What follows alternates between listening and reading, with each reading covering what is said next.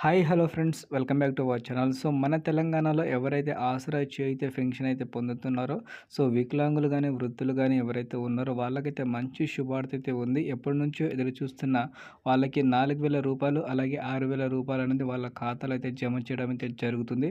కాకపోతే ఈసారి ఈ డబ్బులు అనేది అందరికైతే జమ చేయమని చెప్పడం అయితే జరిగింది మనకైతే సీతక్క.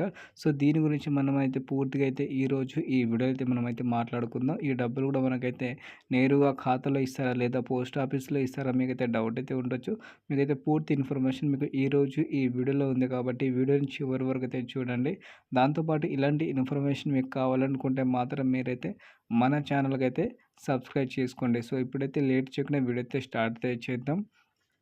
సో ముందుగా వచ్చేసి మన తెలంగాణలో ఆసరా చేయుత పెన్షన్ పథకం కింద దాదాపుగా 2,72,000 మంది అయితే ఉన్నారు. ఇది లిస్ట్ ప్రకారంగా చూసుకుంటే అంతకుముందు ఉన్న లిస్టు ఇంకా ఇప్పుడైతే ప్రెజెంట్‌గా అయితే అప్డేట్ అయ్యలేదు. సో ఇంకా ఇప్పుడు ఒక 25,000 దాకా అయితే దీంట్లో యాడ్ అవ్వాల్సిన కొత్త పెన్షన్లు అయితే ఉన్నాయి.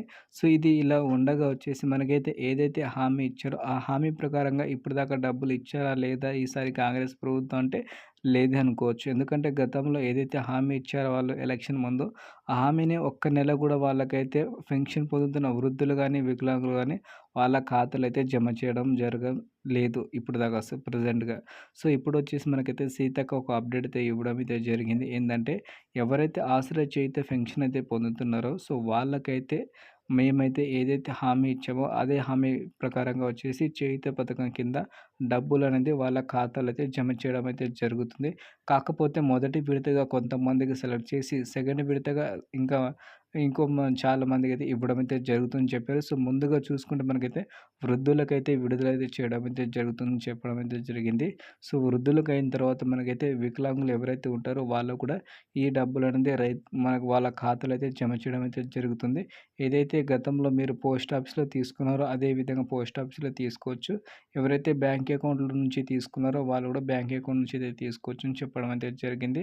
సో ఇంకా ఎవరైతే అధికారులకి లంచాలు ఇచ్చి పెన్షన్ పొందుతున్నారో గత ప్రభుత్వం ఉన్నప్పుడు వాళ్ళకైతే ఈసారి అయితే ఎలాంటి పెన్షన్ లేదు. వాళ్ళ పైన కూడా చర్యలు తీసుకోవడం అయితే జరుగుతుందని చెప్పడం అయితే జరిగింది. సో ఎందుకంటే గతంలో చాలా వరకైతే డబ్బులిచ్చి పెన్షన్ అర్హత ఉన్నా లేకున్నా సరే డబ్బులు గవర్నమెంట్ నుంచి వచ్చే డబ్బుల కోసం చాలామంది అయితే ఎగబడి ఇలాంటి పనులైతే చేశారు. వాళ్ళకైతే ఈసారి అయితే చెక్‌మేట్ అయితే పెట్టేసింది ఈసారి ప్రభుత్వం. సో ఇలా ఏదైనా సరే మీకు తెలిసిన ఏదైనా ఇలాంటివి చేసి ఉంటారు కదా! సో వాళ్ళు కూడా వీడియో కింద ఒక్కసారి కామెంట్ అయితే ఇచ్చేయండి మీకు తెలిసుంటే. దాదాపుగా అందరూ జెన్యూన్‌గా ఉంటే మనకైతే అందరికైతే తొందరగా అయితే డబ్బులైతే రావడం అయితే జరుగుతుంది.